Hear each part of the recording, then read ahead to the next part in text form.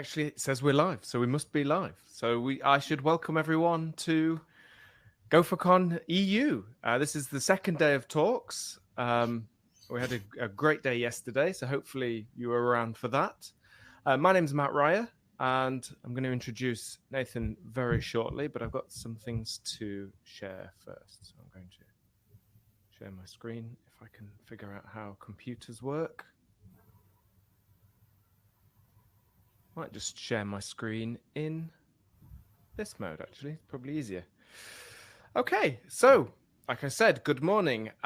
We are following the Go Code of Conduct. So if you're not familiar with it, check it out, golang.org/conduct, and also the Go Bridge Conduct. So basically, wherever we chat online, and one of the cool things about conferences is all that interaction you get to do online. And interactions you get to do with each other, usually in person. So don't miss out on that. It's quite important stuff, but do it in a kind of, nice way and, productive. That's all we ask. We've got a great lineup of talks today, and we've got some breakout sessions later from 2:05 to 2:50, and all these times are in Berlin time. So you have to do your own calculations if you want to figure that out. We've got some breakout sessions already planned. We've got how to make your open source project into a product with Bill, how to take your community online, and that'll be Kat doing that one. Also, how you can support the Women Who Go project, find out from Rona and Jessica. And if you're interested in doing a breakout session of your own, then please get in touch with either myself, Donna, or Natalie around on Hopin. Those sessions will happen in the sessions tab. It's not the same as the stage, so watch out for that. It'll be good. At lunchtime, we've got a pop quiz by Delivery Hero, and please go and check out the sponsors. Usually there would be stalls that we can go and visit around the conference. Well, we can't do that today, so we ask you to go and have a look yourself, figure out anything that might be interesting and relevant there. And of course, please, social media. Let's tweet at GopherCon EU and also the hashtag GopherCon EU if you're going to mention something. And that can be screenshots you're sharing for things you like. Tweet about it, share, tell people. And I think it'll be great. I'm also going to do a series of quizzes as well throughout the day. Once I can figure out computers. But before that, I would like to introduce Nathan Davies. How's it going, Nathan? It's going great. Thanks, Matt. Yeah. How are you doing? Yeah, I'm good, thanks. I'm very interested to hear about what you've got to say. Your talk is titled "Come for the Language, Stay for the People," and you've been doing Go since 2013. Is that right? That's right. Yeah, started right at the beginning of 2013. So, haven't looked back. Left Java long behind and didn't look back. Well, welcome. Yes, and I'm sure there's lots of other people with that same story. But we'll see. Without any further ado, I'm going to get off and let you give your talk, Nathan, if that's all right. Yeah, great. Please welcome. Yeah, Nathan. Okay, let me get my screen share going on. All right. Okay. Brilliant. Okay, well, as you just heard, I'm Nathan, and I'm genuinely thrilled to be here online with you. With all that's been happening this year, it's amazing that this conference is taking place at all. So I'd like to start with a huge thank you to the conference organizers for making this happen. I think it's so good for the community to still be able to get together like this. And community is what I want to talk about today. And since starting with Go, and as you've heard in 2013, I've become increasingly involved in the Go community. I help to run my local meetup. I get involved in conferences like this one, and I'm generally trying to be more and more available on social media. As you can see there, that's my Twitter and my Slack handle. So feel free to reach out to me and I'll do the best I can to help or answer in whatever way. This talk is a sort of point in time on where we are as a community and what I think makes it a great community and why we should all be involved. So who am I, really? I think if I'm going to talk to you about community, you should understand a bit about me and why I'm so passionate about the community. So let's get that clicked. So I live in the northeast of England in a little town called North Shields. right by the coast. It's beautiful. I work for Turnitin, a company I've been with for over 8 years. But what else? What other communities am I a part of? Well, I'm a member of my local church. I'm married with 2 kids. I'm a co-organizer of my local Go Meetup, Go Lang Northeast. I'm a mountain biker and a member of a number of online communities there. I'm active in the wider Go community on Twitter and Slack and at conferences like this one. I'm a Liverpool Football Club fan. Hopefully, a couple of weeks we'll be lifting our first league title for 30 years, and I cannot wait. I have a group of friends, and each of these communities go into making up who I am, and I'm passionate about them all. But what I love about community is the power to bring people together, people who would otherwise not be together. It's in that context that we can all learn, we can all grow, and not just in the chosen fields and interests, but as people. Look, Go has a community, and it's not just any community, it's an awesome one. I've used many programming languages over the years, and I've never before encountered one with a community like ours. In fact, the greatest strength of Go, I would argue, is not the language, it's the people. Take a moment, look around you. Well, you're virtually. See how many people are watching or engaged in discussions on Twitter or in the chat forum there. You're looking at part of this awesome community right here. You are part of the biggest strength of Go. That is very cool. And this gives you the chance to meet people you would otherwise never meet. You get to share stories and learn from one another. And I'd really encourage you to do that in the breaks in some way. Go ahead and reach out to new people. Use the technology we've got available. And sure, it's great to be in a place, albeit online, with so many people interested in the same thing and giving time to think and talk about it. But why does community actually matter? Well, community is a place where the whole is greater than the sum of the parts. Effective communities celebrate and embrace the differences of each member, but they're united in or around one object, task, or goal. And I'm passionate about community because I see it as a place for us all to thrive, a place for the language to thrive. We're all passionate about Go. We are all users of Go, and we are all members of the Go community. We can sometimes forget that, but it's still true. So this here is the power of the community. It gets people to stay. When we think of our experience in Go and our journey so far, the helpfulness of others is what has got us to stay. And this is so true for many of us. We came to Go because of the promises of the language, yet we stayed and got involved because of the people. And the strength of the community is its ability to grow. The result of community growth is language development. Our community has played a vital role in the development of the language, a role it will continue to play. The Go team are open to input from the community, and it's easy to see the positive impact we can all have on the language by engaging with the Go team and with one another. So this leads to the next question. What does community look like? What are the key features beyond the people? What are the structures or building blocks of a successful community? Excuse me, sorry.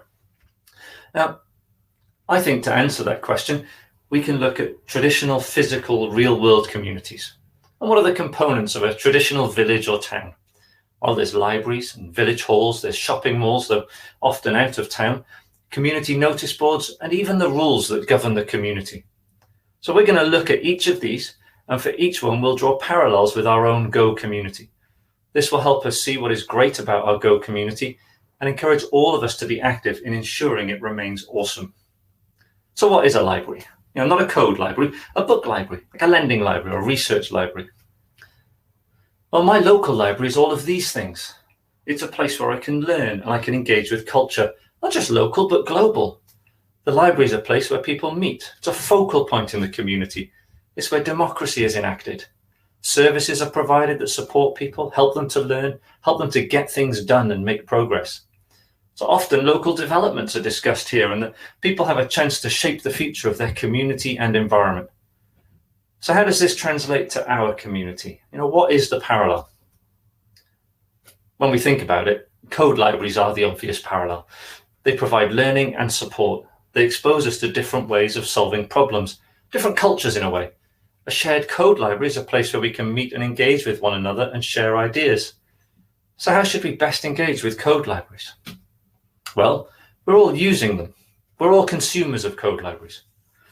How about we become producers too? Maybe there's some code in your current projects that could be open sourced, or perhaps just contributing to a library you use. We don't complain about a library, make it better, raise an issue, open a PR. If you really like the library, give it a star, tell people about it. Use Slack, use Twitter, use your local meetup. All great places to share something you love. So what are the benefits then of libraries in our community? Well, they help us get things done quicker. They provide a way for us to welcome newcomers. And often newcomers to go ask, what do I use to achieve X? Well, sharing a useful library with them can help them connect with the language and become involved in the community. Libraries provide a great place to learn and share best practices. As a community right now, we have a very healthy open source library ecosystem. And as I say, that's something newcomers look for, so providing it is excellent. Welcoming new industries or disciplines to the community will benefit us all as we pull together and learn from one another. So in the name of sharing, here are just some libraries that I use regularly that help me get things done. So we've got envconfig. That's pretty much what you'd think. Simplifies loading environment variables for your app. Don't just check each environment variable in turn with os get env. Define a struct with fields and struct tags. Simple. There's Logrus for structured logging. It works well with the context and gives you consistent logging across your app really simply. And we've got multi-error, enabling you to easily return multiple errors in one go and then work with them. They're great for handling input validation and returning all the issues to the user in one go. And Spew, I'm sure many of you have used Spew. Clean printing of complex data structures. It's often my first port of call when debugging, and I know I'm not alone in that. Now, I fully recommend each of these libraries. Go check them out. But feel free to tweet or Slack me with some of the libraries you use. So in terms of libraries, how are we doing? Well, GitHub is the main code hosting site, and some simple stats from there show that Go is growing. The Octaverse report in 2019 showed roughly a 1.5x increase in Go contributors. Anecdotally, there are thousands of Go repos, and projects are generally active and well supported. I would also say that reaching out to Go library authors is a more positive experience than the same action in other languages, and that's certainly been my experience. So moving on, what is a village hall? Well, it's not necessarily something everyone is familiar with, but essentially this is a meeting place. And this picture here is the village hall in the village I grew up in. Yeah, it's a place that was used for youth groups, for social gatherings, birthday parties, any other occasion where people wanted to get together. I had many of my childhood birthdays in that village hall, really happy times. But it was also a place where we shared struggles as well as our triumphs, a place where we could gather in person, where we could get help. So how does this translate to our community? What's the parallel? Well, I think the meetup is the obvious parallel here. A place where Go developers get together and help one another. At Golang Northeast, we celebrate together when someone gets a new job. We can commiserate if they miss out. We support when times are tough. We share what we learn with one another. And everyone can share something that is helpful to others, no matter how new they are to the language. So how can you get involved in your local meetup? Well, first of all, attend. Respond to the announcement to say you're coming. If that changes, that's fair enough. But please try to change your response. It really helps us when we're organizing things. You can engage. When you do attend, get involved in the discussions, ask questions, share what you've learned, pass on libraries you use. You could speak. Meetup organizers are often looking for volunteers to speak. That's how I got started. I offered to speak on concurrency in Go, something I was unclear on at the time. I got better at speaking, and I gained a clearer understanding of how concurrency works in Go. It's a win-win. Maybe there isn't a meetup where you are. Then organize one. Reach out to the Go Developer Network for help with this. Get something going. The benefits of meetups are regularly being with people of the community. That's always a good thing. And when we're with other members of the community, we learn from each other. But more than that, we develop friendships and a support network, the power of which is not to be underestimated. Knowing someone you can ask for help is a real benefit. You develop those friendships by getting involved in your local meetup. So how are we doing? Well, there are 173 meetups across 47 countries with a total of 100,000 members. At least those are the stats when I wrote this slide. I think it's grown since then. But that's incredible. And what's more, there's support available for these meetups. The Go Developer Network works hard to help meetup organizers and also to help individuals get better at Go. They help open the Go community up to newcomers. So as far as having a thriving village hall goes, I think the Go community is doing exceptionally well. The challenge to all of us is to get involved. Be the meetup organizer, the speaker or attendee. Be the one offering mentoring or even just advice. Welcome people into the Go community in your location. Well, I suspect we're all familiar with the idea of a shopping mall. It's a large place with pretty much something for almost everyone. It's obviously a place for shopping, but it's also for socializing or even being entertained. You know, many young people just meet up and hang out at shopping malls. It's something my teenager is starting to do, or at least was before lockdown hit us all. The group of friends is going to the mall, they're just hanging out. Maybe they pick up some new things, maybe they get some food or see a film. You know, these places tend to be out of town, they're not in the center. You make a special trip there, but they serve their purposes and the people who go there very well. There's always plenty of choice, and the aim is to have something for everyone. So how does this translate to our community? What's the parallel? Well, I think the conference is the obvious parallel here. Like shopping malls, conferences serve a purpose in our community. They are places where we gather together. And conference organizers put a lot of thought, time, and effort into arranging these events and trying to ensure a broad appeal within our community. I mean, that's incredible, the amount of effort they put in. And I'm sure you'll agree that the schedule at this conference is fantastic with a broad range of topics. And again, thank you to the organizers for putting this on and bringing us together in this way. But how do we get involved? Well, you're all doing the first thing here. You're attending a conference. And I know we were all planning on being together too in person. And that is the best way. There's so much benefit to being at a conference in person when we're allowed to be. But once you're at the conference, be social. Like, some of us find that easier than others. If you find yourself on your own, the chances are someone else is too. And it's okay to go and say hi. As we're online for this conference, it works a little differently, but there's tools available here. You can strike up a conversation in the chat. You can get a networking session going on. Take the plunge and have a go. Yeah. The other way to get involved in this aspect of the community is to speak at a conference. Typically, conferences have a call for papers that is open to anyone. And we all have experience in the language and in our own business area. So why not write a response? If you don't know where to start, reach out to me on Twitter or Slack. I'll help you get started and review some proposal drafts for you. There's even help with the Go Developer Network available for this too. And who knows, next year it could be you talking and sharing your knowledge, experience, and passion. Finally, at a conference, be present. Be at the conference. I try to make sure my own call rotation is covered, my email is paused, and during talks, my laptop and phone are away. By being present, you get the most out of it. So what are the benefits of conferences? Well, at every conference I've been to, I've either made new friends or I've reconnected with friends I rarely see.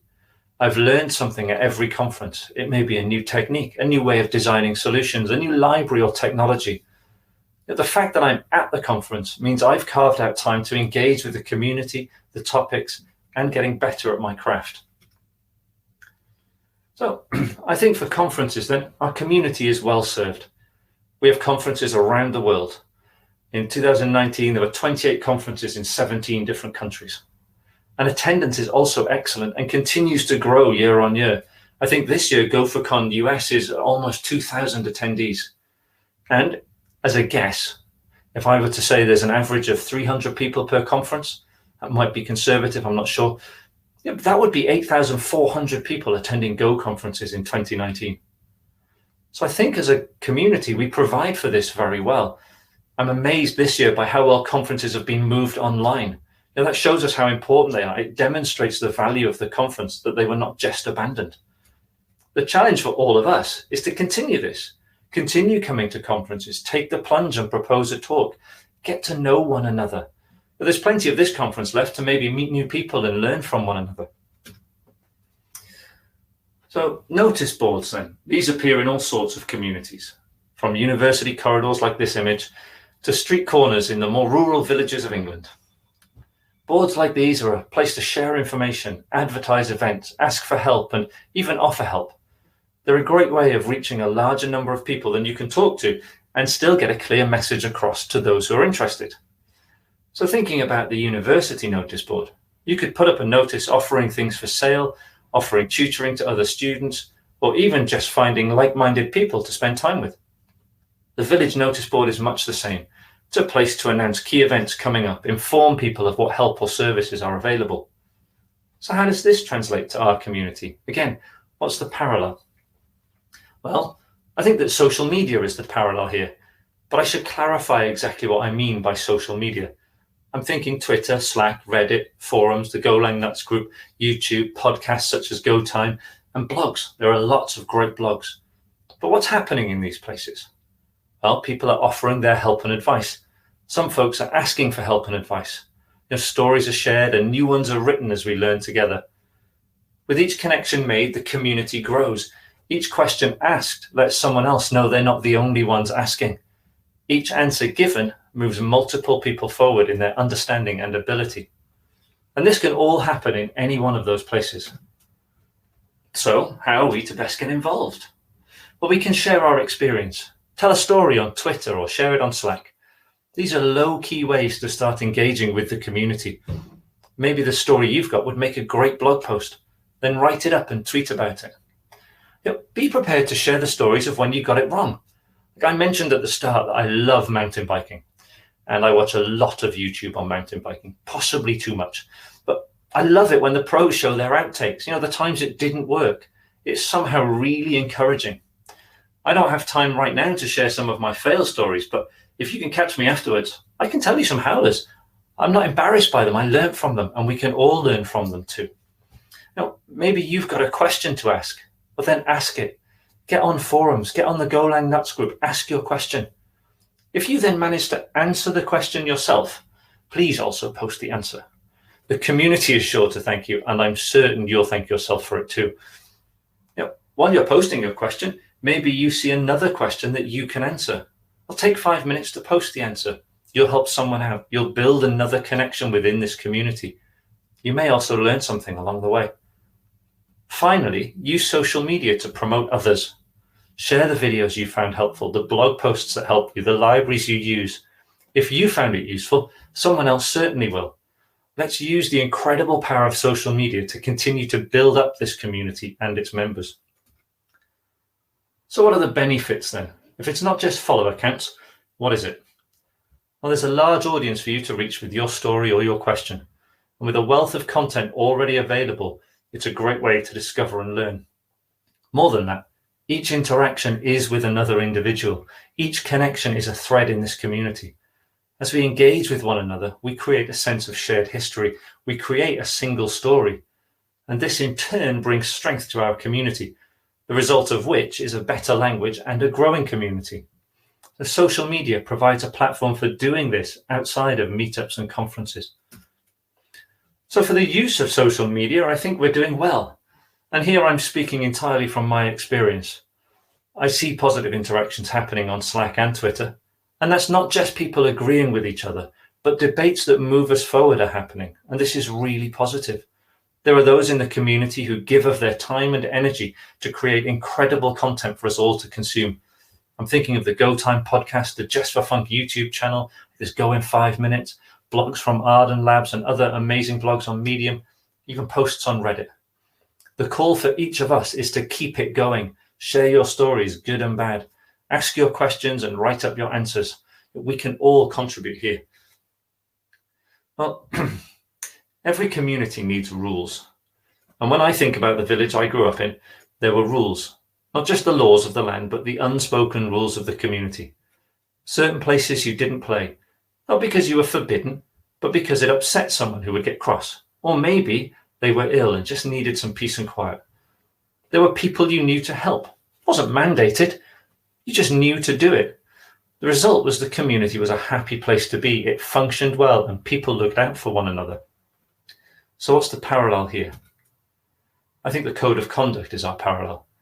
It's not national law, but it does help us as a community to grow and be more welcoming. And the aim of the code of conduct is just that, to be more welcoming, to help create a safe community where all can contribute and be involved. And to quote Russ Cox from GopherCon 2015, we don't know where the next great idea will come from. We need all the help we can get. We need a large, diverse Go community. And a code of conduct is one tool that helps us with that.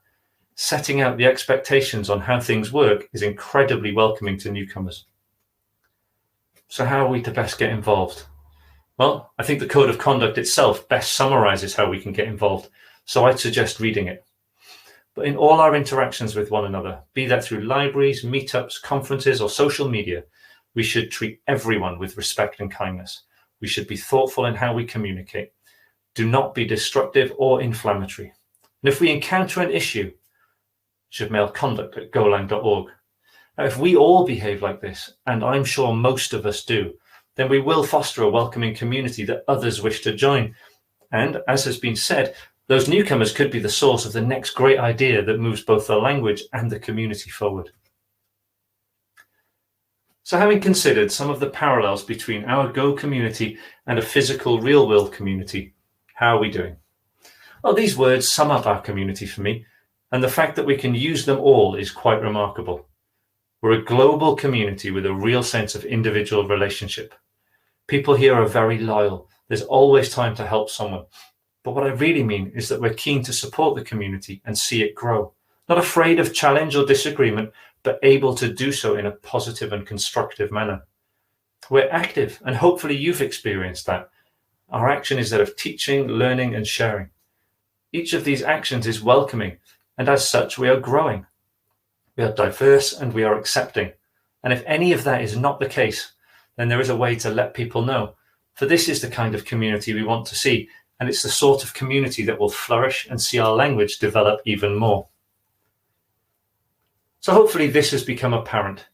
Community matters, a community that is representative of all Go users. I said that I came for the concurrency and I stayed for the people. What I mean is I found a group of people passionate about the language, but even more than that, passionate about the group. I encountered individuals and small groups who wanted me to succeed, and I find myself wanting them to succeed. I've met people I otherwise would not have met, and this has made me a better software engineer. But more than that, it's made me a better person. Diversity and inclusivity are the supporting pillars of any successful community. With a diverse community, we get a more all-encompassing view of any problem. Solutions come about from combining the highs and lows of past experience. So the benefit of a more diverse community is that we get greater knowledge share. We can learn from the different solutions other industries are looking for and develop more holistic, better defined patterns for working and solving problems. So if we want to keep this awesome community, if we want it to continue to develop and for our language to continue to develop, then we must get involved in the community. All of us need to be active. But with so many different components to a community, there are so many ways to get involved. I'd suggest you pick one or two that fit with your stage of life. Take time to think about it. There'll be something that can fit with your life right now. So what are our next steps? Well, I would fully recommend getting involved in your local meetup. It's a great way into the community. If that is a little time consuming, then maybe keeping an eye on the Slack workspace to see if you can help out. Maybe you can answer a question. Maybe set aside the first half hour of your day. Drink a coffee, review questions on forums or Slack. Maybe post an answer. Even a simple tweet promoting a library you use or even a library you wrote will help the community to grow. Watch out for newcomers and welcome them in, and defend those who need it. We can all of us be active in this community in one way or another. Being community-centric has served Go well so far and is going to be key for the ongoing success of Go. So let's take the challenge to be active community contributors. Thank you. Just me clapping, I'm afraid. Yeah. Brilliant. Thank you so much. That's great. And, you know, it's so true. The Go community from the very beginning had such a strong emphasis on community. And I think we do see the benefits of that every day. So that was a great talk, Nathan. Well, I wanted to just point out we're not having any speakers swag this year, and instead that's getting donated. So, Nathan, your charity was Action Foundation that you've nominated. Is that right? That's right. Yeah, they're a charity based up here in the northeast of England, working with asylum seekers and refugees and migrants across the city and the region. So it was founded many years ago by a friend of mine, and yeah, they do some great work. So helping some really vulnerable people. Oh, that's great. And what a nice idea. Again, it's kind of part of this community thing of we're not going to have the swag, so let's see if we could do some good with that. So kudos for the organizers on that too. Very much so. They've done a great job with that idea. I love it. Yeah, me too. Okay, well, I'm going to just share my screen because we're going to have a break. And for that break, we have a quiz. So I'll leave this up, but check this out. And we'll see the answer after the break. We'll be back at the next hour, which on the schedule is at 10 a.m. But depending on where in the world you are, who knows? We're all time travelers today. So we'll see you at the next break.